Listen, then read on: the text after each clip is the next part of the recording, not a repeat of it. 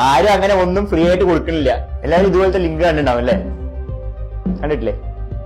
അപ്പൊ ഇതിന്റെ ഉള്ളിൽ എന്താ ഉള്ളത് നമുക്കൊന്ന് ട്രൈ ചെയ്ത് നോക്കാം. എങ്ങാനും റീചാർജ് കിട്ടിയാലോ.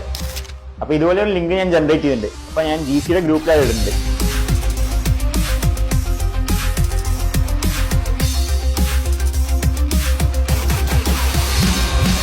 അപ്പോ ഇങ്ങനെയുള്ള ലിങ്ക് കയറി എന്താവുമെന്ന് കാണിച്ചു തരാം കേട്ടാ.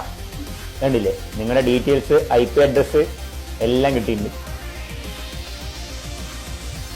ഇത് മാത്രമല്ല, വേറൊരു സംഭവം.